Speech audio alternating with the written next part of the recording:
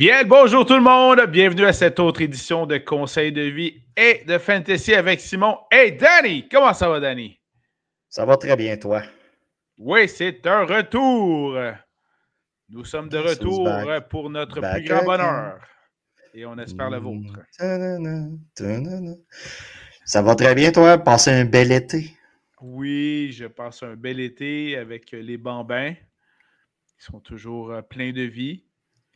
Et on vous rappelle que le Québec routine. est un excellent endroit si vous visez des vacances avec du beau temps pour passer des vacances paisibles. Déjà qu'on a eu un bel automne qui a précédé notre été.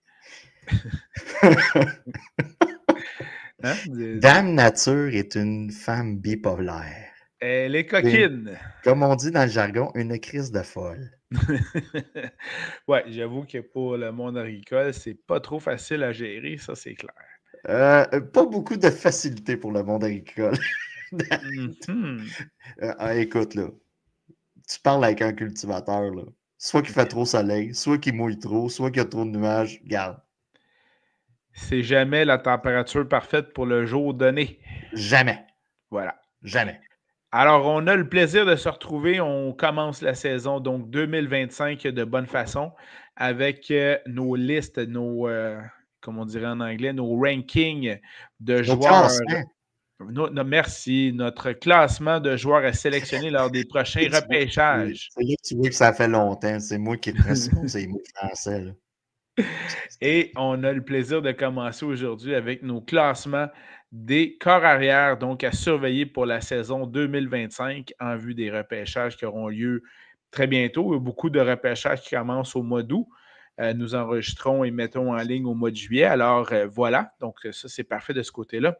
Et aujourd'hui, dans le segment qu'on vous propose, ce sera donc les carrières des positions 16 à 30 qu'on pourra donc vous présenter aujourd'hui. Juste avant de continuer, on vous rappelle qu'au moment du tournage, aucun joueur n'a été blessé, n'a maltraité ses enfants, a blessé un animal quelconque. Ou s'est fait arrêter par la police. Ouais, ça aussi, hein? Il faut le mettre dans les autres conditions. Ça, Quoique les corps arrière, c'est un peu plus rare. ouais, il y en a qui Mais ont. c'est la NFL, c'est donc pas un absolu. Si je t'aurais parlé de combat de chien il y a à peu près 15 ans, hein, J'avoue. ouais. Mais disons que c'est plus courant du côté des receveurs de passe, disons-le comme ça. Ouais. Voilà. Voilà. Alors, c'est donc notre segment, donc corps arrière des positions 16 à 30. Et puis, on va donc pouvoir débuter ça avec grand plaisir. Je veux pas être méchant, là, mais Vas-y donc. c'est les corps arrière que vous ne drafterez pas. On commence par ceux qui vont ajouter de la profondeur à votre équipe. C'est des gars sur les waivers. Parce que, soyons honnêtes, Brett, en partant. Dans une ligue à 10 équipes, normalement, là, le top 20 va partir. Oui. Des blessures vont arriver, des bye week, puis tout ça. Les gars que vous allez trouver, mettons, entre la position 20 et 30, normalement, c'est des gars qui vont se retrouver sur les waivers ou des lancettes d'or que certains poolers vont prendre. OK? Et, puis vous allez voir, je commence très fort sur les dards. Et dans les... oh, ça c'est bon, un jeu de mots avec le carrière des Giants, j'aime ça. Ouais. Mais au niveau des ligues, vous avez donc à ce moment-là, que ce soit des ligues standards ou les ligues PPR, où c'est les points par réception, on va donc à ce moment-là, habituellement, puis corrige-moi si je me trompe, Danny, là, mais habituellement, on va repêcher un carrière partant, puis un carrière en cas de blessure et pour les bye week. Alors que dans d'autres ligues, comme la mienne, par exemple, on doit en pêcher 3. Donc, c'est sûr que là, ça demande un peu plus de profondeur, mais toi, dans ta ligue, c'est habituellement juste 2 carrières. Écoute, ma ligue est un super flex. C'est dans ces ligues-là que vous allez voir des corps arrière sortir en premier rang. Normalement, si vous êtes dans une ligue bien standard, PPR, avec 10 équipes, là, on n'entre pas dans le 14, on n'embarque pas dans le 8 non plus. Une ligue normale à 10 clubs. À partir de la troisième ronde, là, vous allez commencer à avoir des gars comme Allen, Jackson partir. C'est normal. Plusieurs poolers vont avoir une stratégie différente. Il y en a qui vont attendre, il y en a qui vont jouer la technique du streaming avec leur QB. C'est une technique qui peut bien se faire, tout dépendant qui est disponible. Puis tout ça. Il y a des gars qui vont choisir de position 10 à 20, puis ils vont jouer un corps arrière différent à chaque semaine, puis ça va leur convenir. Certains vont vouloir plus de stabilité à la position, ce qui est normal. Si tu repêches un Allen, un Jackson, un Hurts, des gars comme ça. Tout ça pour dire, c'est comment votre ligue est. Si vous êtes dans une ligue avec des gars qui sont nouveaux, ils vont avoir tendance à tout de suite se garrocher sur un corps arrière. Ciblez vos stratégies en conséquence. Mais pour tenir, vous êtes dans un super flex. En gros, tu peux mettre un corps arrière à la position de flex. Première ronde, ça va déjà commencer. Des gars comme voilà. Mais si vous êtes dans une ligue standard où ce qu'on habille seulement un corps arrière, je vous conseille d'en repêcher 2. On s'assure pour les bye week que ce ne soit pas le même bye week. Idéalement. Et écoutez, ronde 4 et 8, pour moi, là, je trouve que c'est une belle formule là, pour sélectionner ces corps arrière. Parce que tu as le temps d'aller chercher 2 wide receivers, 2 running backs ou tout dépendant comment tu veux bâtir ton club, ou même d'aller chercher un tight end si on va avec celui des Riders de Bowers. Donc, mais stratégiquement parlant, pas avant la 3e ronde, dans une ligue normale à 10 clubs. Voilà. Donc, allons-y avec justement nos carrières pour ajouter la profondeur. Et on commence fort avec les derniers. Les derniers qui seront peut-être les premiers, qui sait. Voilà. L'année passée, je me souviens d'un certain, dans notre tier 6, on avait un certain Bo Nix. Oui. Donc, voilà, il y a des choses qu'on ne contrôle pas de ce côté-là. Si je vais du côté de Danny, en 27, Aaron Rodgers, en 28, Anthony Richardson, Shedder Sanders, 29, Jackson Dart, 30 et Tyler Shue avec les Saints, 31. Du côté de Simon, Jackson Dart est là aussi, 27e. Anthony Richardson, exactement à la même place. Aaron Rodgers. Ce qui est une méchante drop. OK, on peut te dire. On s'entend, là. D'ailleurs, soit dit en passant, présentement, sur le depth chart des Colts, c'est Daniel Jones qui est le premier. Aujourd'hui, officiellement. Oui. Mais on s'entend que le plafond fantasy est beaucoup plus grand avec Anthony Richardson qu'avec Daniel Jones, ça c'est clair. Puis donc, Aaron Rodgers que j'ai placé en tier 6, Shedder Sanders, même chose que toi. Et moi, j'ai Cam Ward au lieu de Tyler Shue. Mais bon, rendu là, on s'entend que c'est une. Disons que c'est la dernière bille que tu joues puis qu'elle n'a pas énormément de valeur. Juste pour renchérir sur ton point rapidement. Ouais. Tu as parlé de plafond pour un corps arrière. Écoutez, le plancher, on va parler de plancher de plafond. Là, pour si vous êtes un nouveau là, qui commence à nous suivre cette année, de 1, bienvenue. Merci de nous écouter. De 2, le plancher va être déterminé beaucoup avec les corps arrière par rapport à la possession qui va courir avec le ballon. Si vous avez un corps arrière qui court beaucoup avec le ballon, plus qu'on va monter dans nos tiers, plus que vous allez voir des corps arrière mobiles. Regarde, ici, on a Aaron Rodgers. Bon, on s'entend, OK, le gars s'est déchiré le tendon d'Achille, mais il n'était pas mobile avant ça. Donc, les corps arrière comme ça, je vais toujours prioriser des gars qui sont capables de courir avec la balle et la lancer. Dans le fond, c'est que tu veux le dual threat, là, si je peux dire en anglais. Là. Dans le fond, tu veux les 2 manières d'attaquer pour le corps arrière. Et je vous rappelle, si tu as un corps arrière mobile, aux abords de la zone de but, s'il marque un toucher, c'est un 6 points pour ton corps arrière, en plus de tous les points qu'il va faire par les passes de toucher et les verges lancées et les verges courues. Donc, c'est pour ça qu'on favorise souvent des corps arrière mobiles plus haut dans le classement. Parce que là, quelqu'un qui écoute ça, puis là, il se dit Aaron Rodgers, 27e. OK, je comprends qu'il est vieux, je comprends qu'il change de club, je comprends. Mais pourquoi tu vas sélectionner un Justin Fields qui n'a absolument jamais rien fait dans cette ligue-là, bien avant lui? Ben, c'est pour des choses comme ça, pour la mobilité, les verges courues et la probabilité qu'il peut traverser la zone des buts avec le ballon. Exact. Puis il faut ajouter dans le cas d'Aaron Rodgers qu'il y a 2 cibles là, du côté de Pittsburgh pour lui. On a DK Metcalf puis Pat Freiermuth. Jonnu Smith aussi, dernièrement. Là, oui, c'est vrai. Mais... Et ça, là, pour Jonnu Smith, sa valeur fantasy, là, on va en parler quand ça va être les Titans. Lui, il vient de tomber avec quelqu'un d'un jambe solide, là, avec Ben là, ça, c'est clair.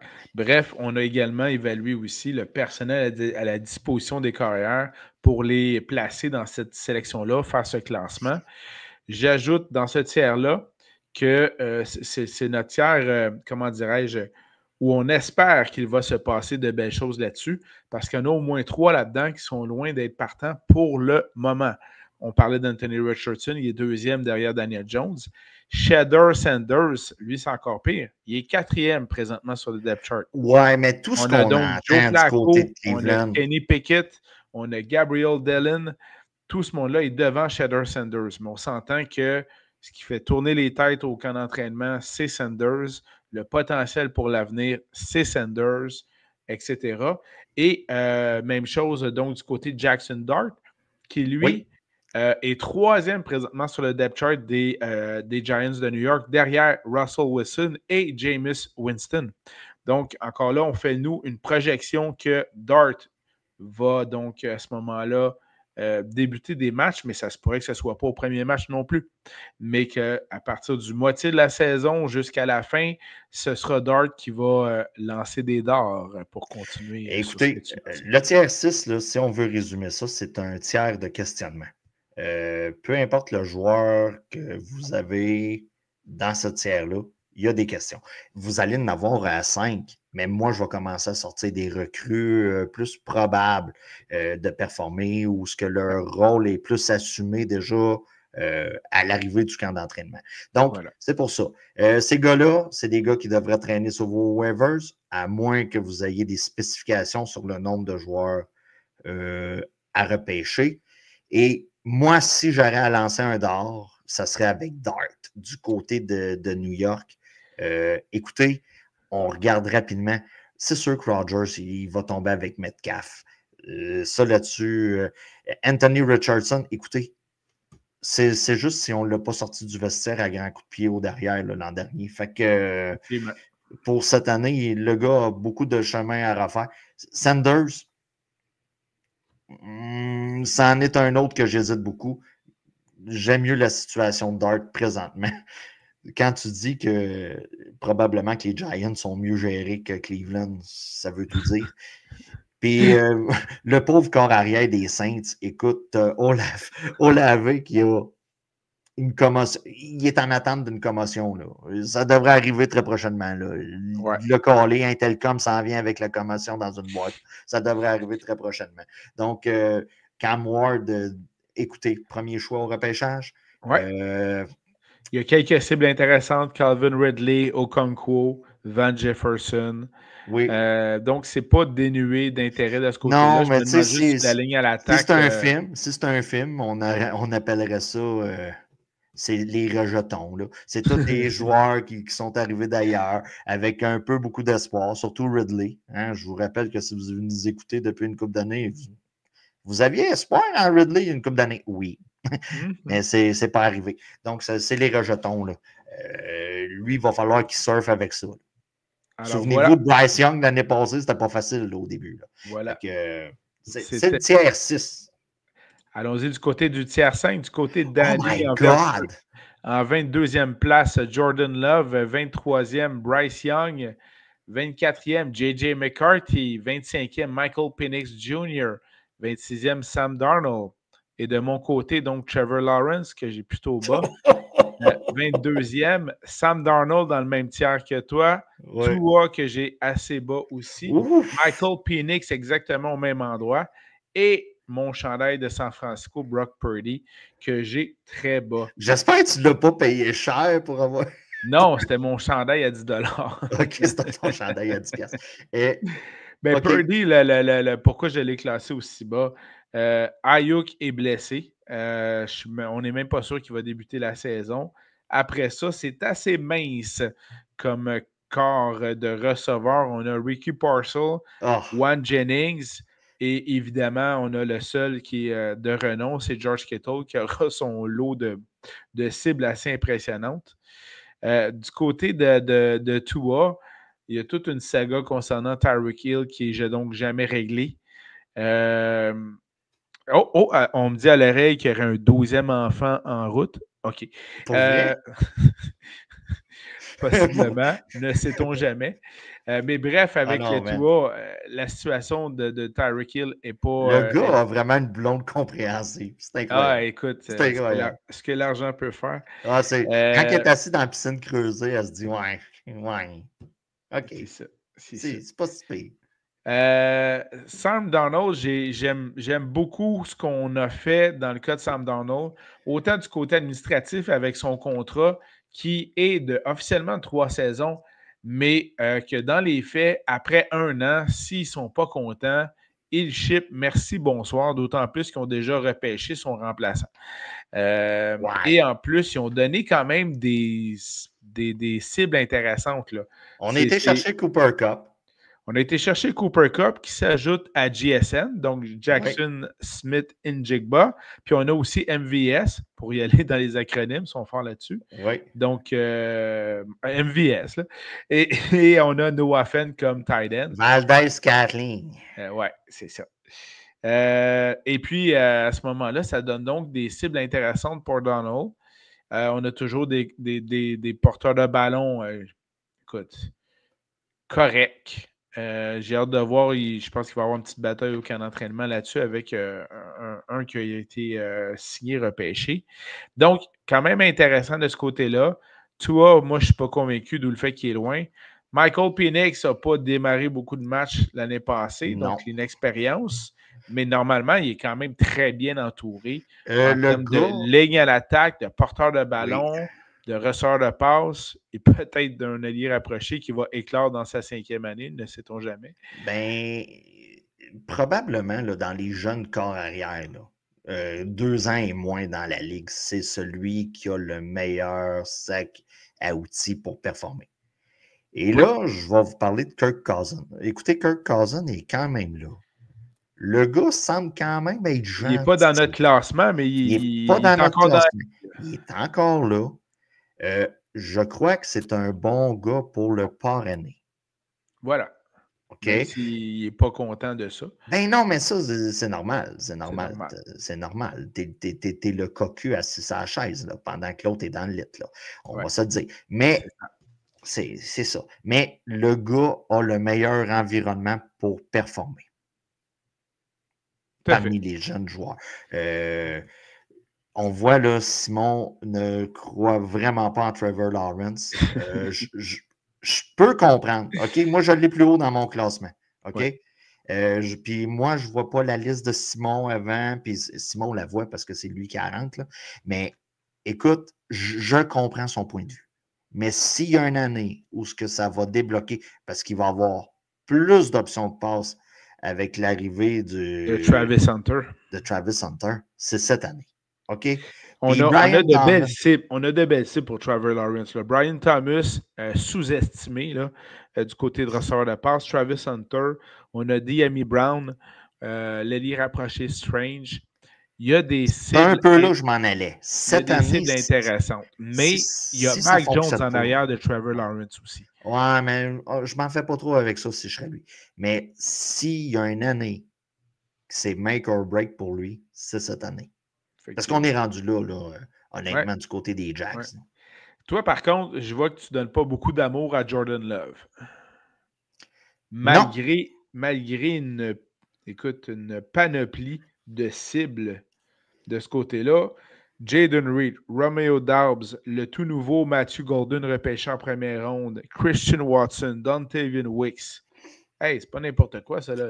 Non, je sais. Écoute, Jordan Love, pour moi, c'est un gars fragile. Là, tu vas dire, wow, on va parler de Dak Prescott un moment donné là, dans les reportages. Là. Non, c'est quand même un gars qui ne complète pas ses saisons. Le 2 matchs, là, mettons, si c'est ton wide receiver, ton QB numéro 2, puis tu en as besoin.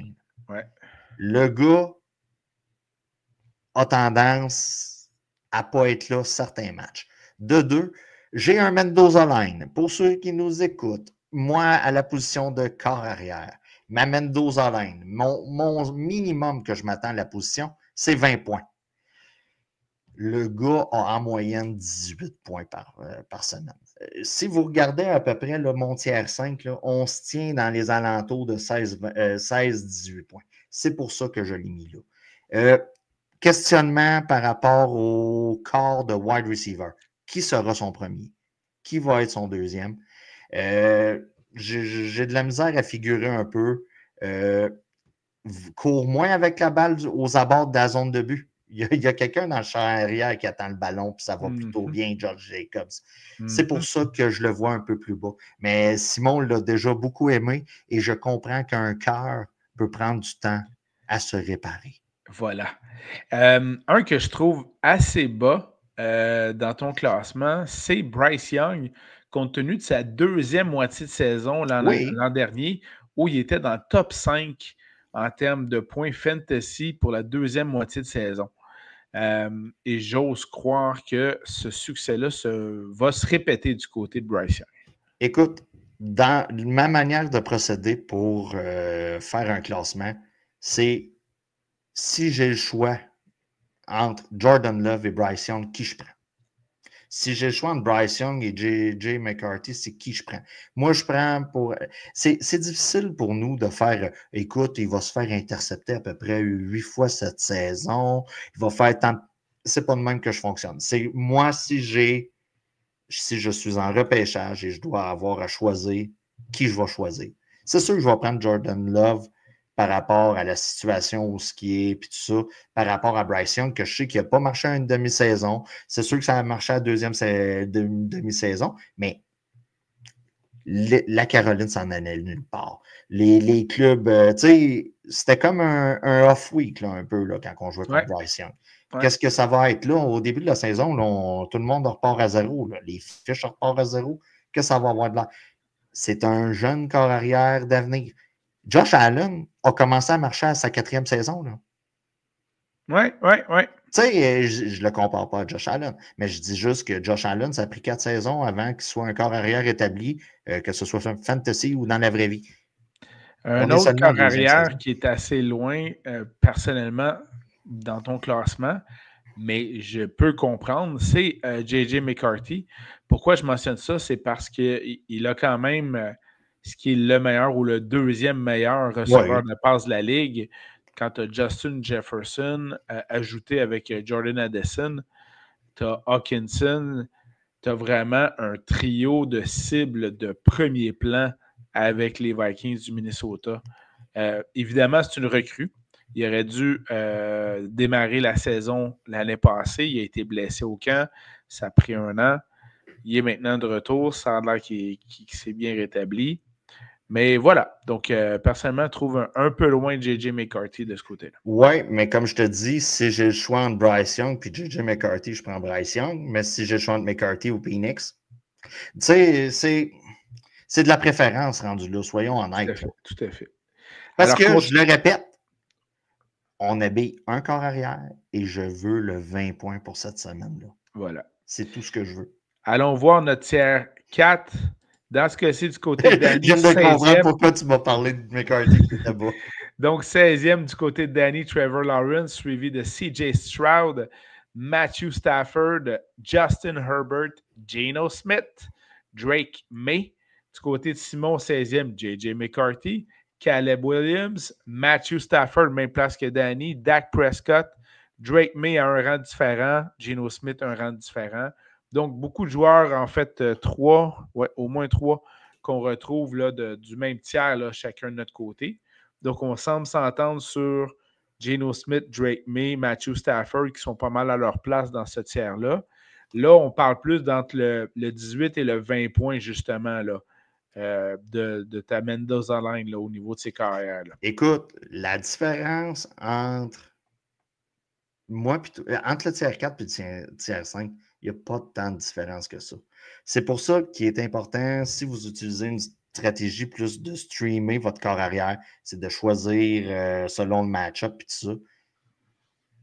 Moi, je vois très bien quelqu'un fonctionner cette année avec C.J. Stroud et Justin Herbert. Là. Ouais, Puis, oui, puis effectivement. le gars va être compétitif. Il va aller chercher un Big John, mettons, comme running back. Il va aller chercher un McBride comme tight end. Tout, Il va pouvoir c'est aller chercher des étoiles aux autres positions. Là. des étoiles et streamer la position. Tu vas gagner, même si j'ai une Mendoza 9 à 20, tu vas gagner pareil une semaine à 16 points avec ton corps arrière. Là. On s'entend là. Parce que tes autres vont tellement avoir performé que. Fait qu'il n'y a pas tant de différence que ça. Moi, ma manière de penser, Lawrence, c'est un gars de pochette. CJ Stroud va se déplacer un peu avec la balle, mais tu sais, Stafford, on s'entend.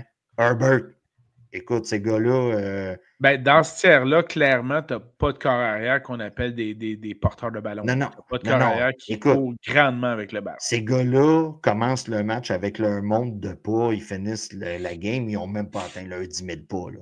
Donc, tu sais, c'est un peu mon thinking. J'ai mis Drake May, tu l'as mis aussi. Écoute, si j'ai un sleeper dans ce tiers-là, c'est Drake May cette année. Je ne dis pas que le gars va finir top 5 à la position, mais le gars peut aller jouer top 12. Tout dépendant comment ça va aller. L'arrivée de Vrabel moi, je pense que ça va changer énormément la donne du côté des Pats. À l'inverse, dans ce tiers-là, un nom qui me fait peur, mais qu'on a tous les deux mis là-dedans, c'est Geno Smith. Je vous lance quelques noms du corps de receveur de Geno Smith. Ouais. On parle donc à ce moment-là de Trey Tucker, Dante Thornton, Jacoby Myers, évidemment, les alliés rapprochés qui font toute la différence dans ce cas-ci, Brock Bowers et même Michael Myers. Ouais, puis tu oublies le nouveau running back aussi, M. Genty en arrière, qui va attraper quelques balles. Qui va attraper quelques balles, mais qui vont donc courir beaucoup avec Genty. C'est ça. C'est pour ça qu'on l'a mis là, c'est selon les stats qu'il nous a donné l'année dernière, mais j'ai un peu...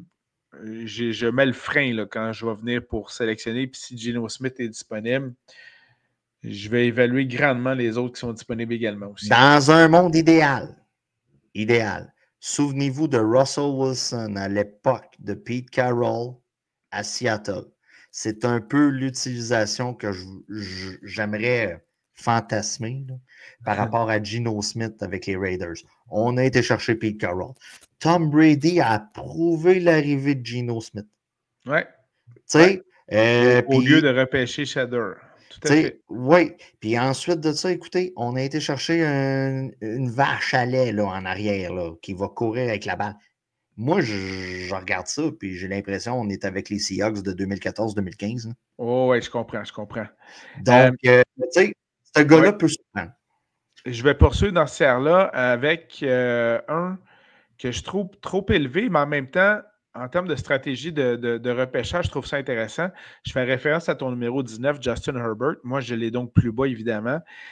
Par contre, ça veut dire que, justement, s'il est donc rendu disponible dans ce cas-ci, écoute, 6e, 7e, 8e ronde, my God, sauter sur lui, là. Moi, ça demeure clair, là, parce que tu as McConkey qui est là. Malheureusement, tu as Quentin Johnson qui vient encore d'échapper des passes aujourd'hui au camp d'entraînement. Will Dissly, Trey Harris, ils ont renforcé le champ arrière aussi, autant par le Najee Harris que par le repêchage. Si vous l'avez disponible à ces rangs-là, puis Justin Herbert est disponible, ben, c'est une belle aubaine, sauter dessus. Il va être steady entre 16 et 20 points à chaque semaine. Si je te dis de décrire la saison dernière de Justin Herbert, qu'est-ce que tu me dirais? Le gars a lancé la balle, ça a passé au travail de main. Ça fait 2 ans que c'est comme ça. Et exact. Le gars a eu en moyenne 19,4 points l'an passé par match. Voilà. Donnez-y un autre gars qui est capable d'attraper la balle. Puis, on va se le dire, là, les Chargers, là, ils vont tirer de l'arrière. Puis, ils n'auront pas le choix. Effectivement. Même si c'est Harbaugh qui est là, puis on vous rappelle que dans l'ADN des Harbaugh, dans leur sperme, on utilise les running backs. C'est dans le sperme. Prenez la famille au grand complet, c'ti.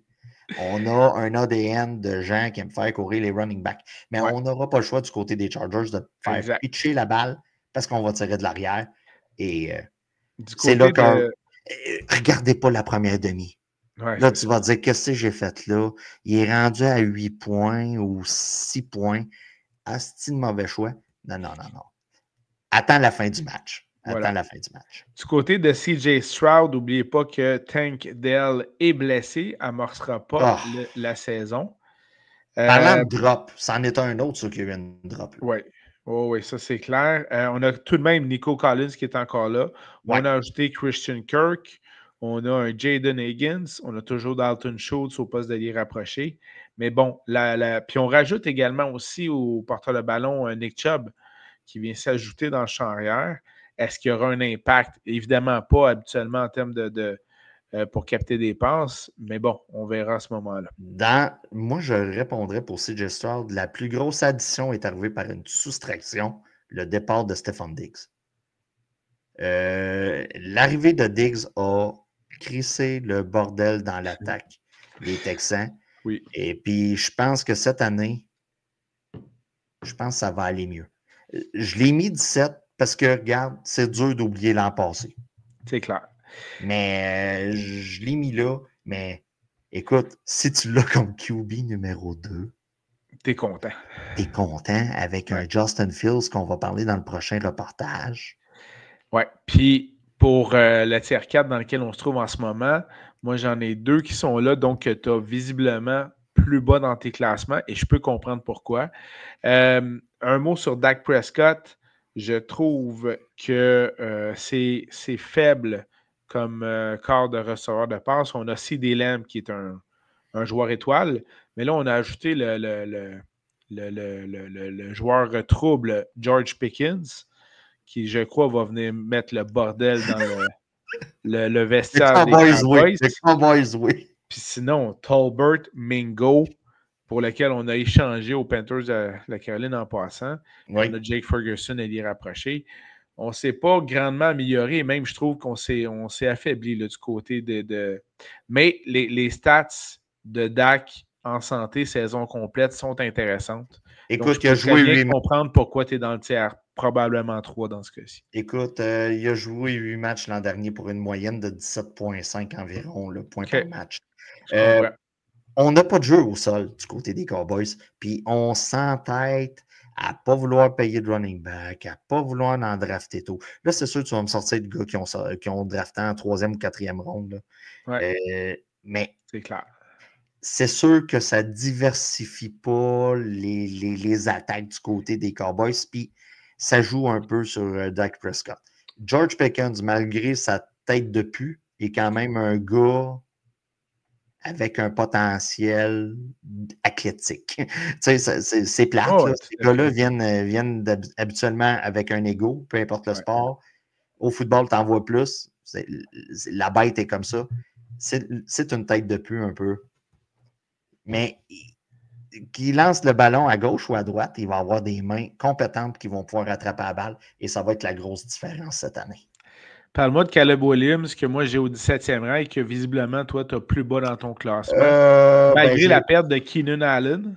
Oui, ben je l'ai plus haut dans mes tiers, là, juste pour ne pas confondre, là, parce que, écoute, excuse-moi. Je pense que c'est son année cette année. Okay. On n'a pas tant tweaké l'attaque que ça du côté des Bears. Non, on a DJ Moore toujours, Romeo Odunze toujours. Zacchaeus. Lui, il va avoir un méchant upgrade cette année. Oui, ça c'est clair. Zacchaeus, on a repêché très tôt un allié rapproché pour grandement aider Caleb Williams, donc Colston Loveland. Ah oui, lui, il a un nom. Puis on a le ressort de passe du Vernet qui est là aussi. On a perdu Keenan Allen, qui n'a pas encore signé d'ailleurs ailleurs. Mais surtout, je pense que l'addition la plus complète, c'est le coordonnateur à l'attaque qui était avec les Lions de Détroit. C'est un peu vers là que je m'en allais. Et qui faisait de très, très belles choses et qui s'en vient du côté des Bears. Ben, le gars, quand même. C'est les Bears, donc. Oui, mais c'est à cause d'un moment donné, il va falloir que ça arrête. Tu sais, à un moment donné, on marche avec la réputation d'un club. DJ Moore. On n'a toujours pas eu de carrière qui a lancé pour 4000 verges dans l'histoire centenaire des Bears. Ben, tu sais, soyons honnêtes, là, depuis le début des années 2020, là, s'il y en a un en principe qui devrait le faire, c'est Caleb Williams. Oui, tout à fait. Là, la première année est finie. On est rendu à la deuxième. Normalement, les choses devraient être plus assises pour lui, malgré la couleur de son Kitex. OK? Qui était bleu cette semaine. On a vu une même vidéo. Fait que, il était bleu cette semaine. C'est ça. Mais je le vois plus haut. Potentiel à courir avec la balle. Meilleure Ouais, improvisation. C'est payant en fantasy football. Le gars avait une moyenne quand même de. Tu sais, on en parle comme si ça avait été horrible l'année passée. Le gars, il avait une moyenne de 17 points. Tu sais, dans les bas 17, là, 17,2, 17,3. OK. C'est quand même.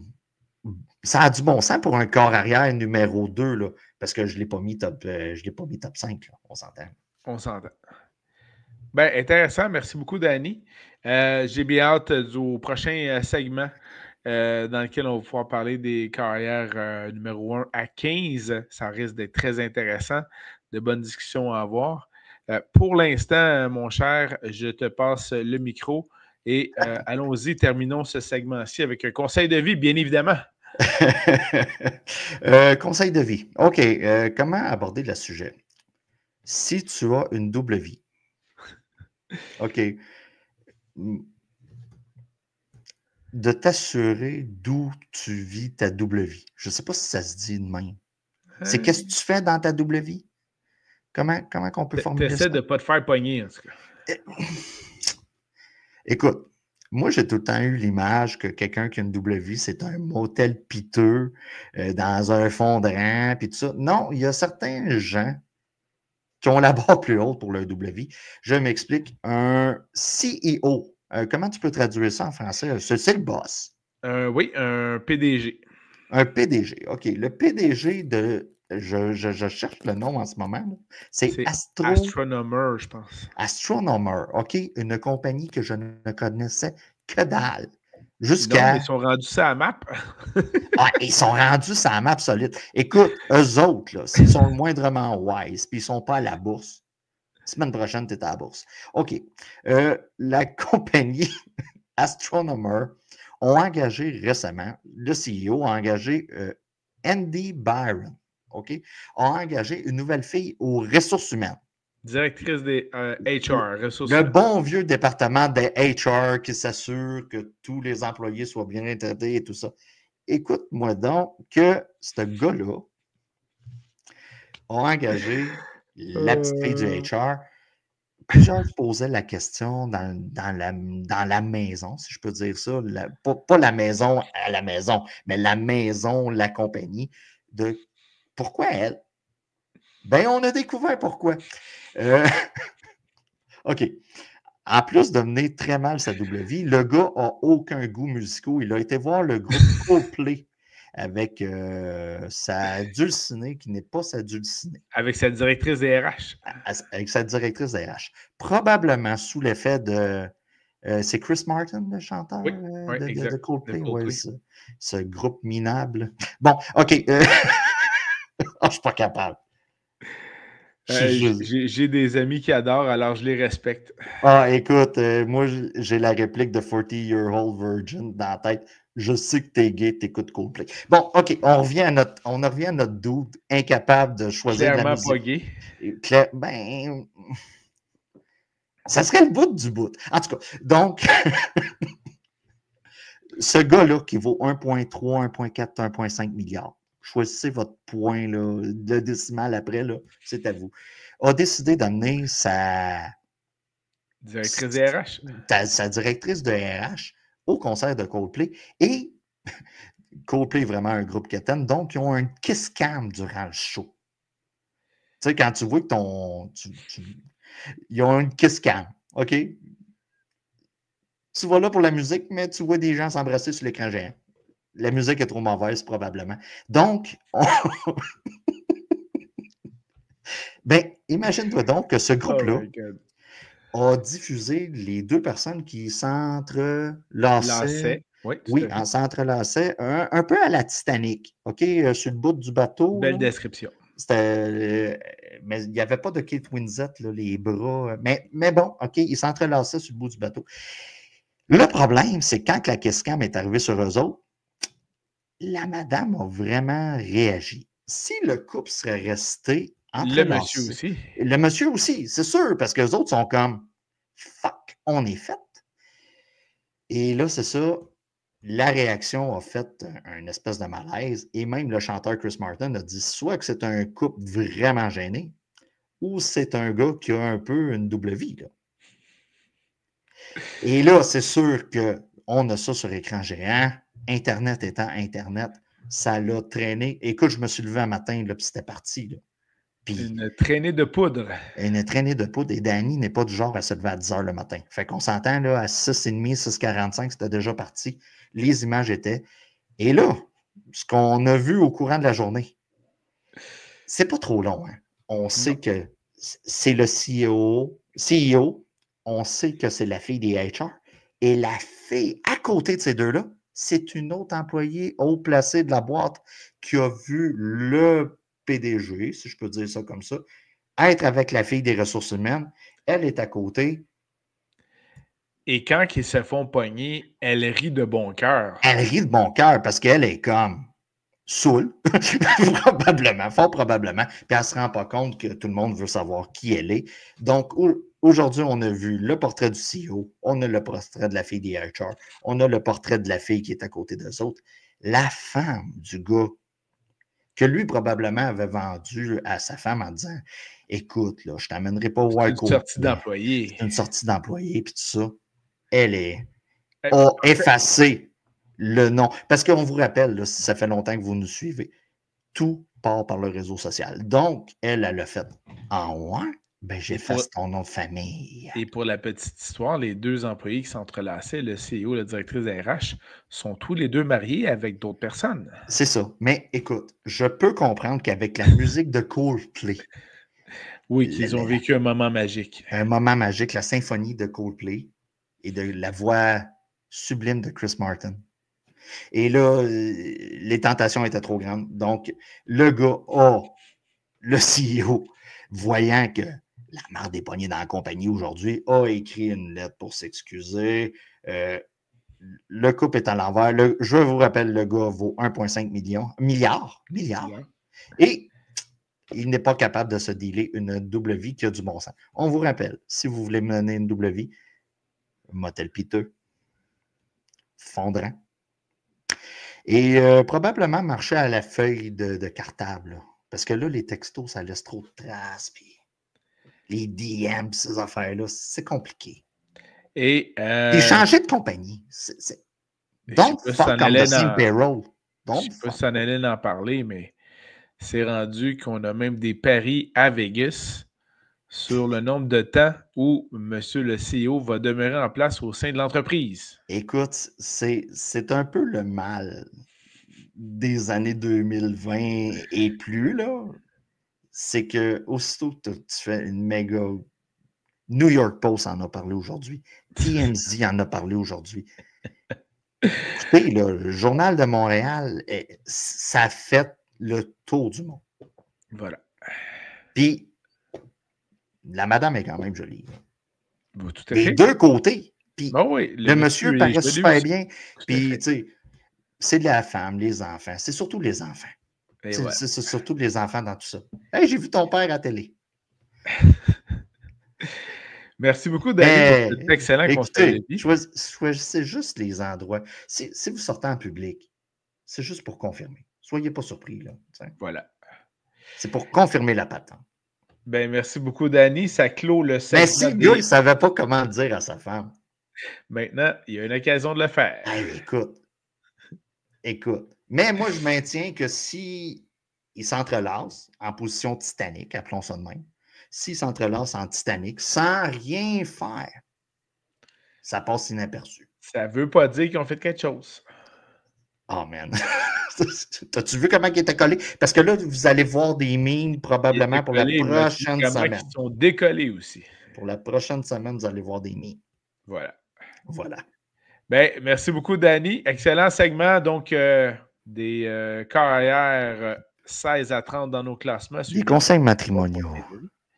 Alors, on se retrouve très bientôt. Prochain segment qu'on va pouvoir mettre en ligne, ce sera donc les carrières numéro 1 à 15. On a bien hâte de vous y retrouver. Merci beaucoup de nous écouter sur nos différentes plateformes et à très bientôt tout le monde. Au revoir. Bye bye. Bon appel à l'avocat.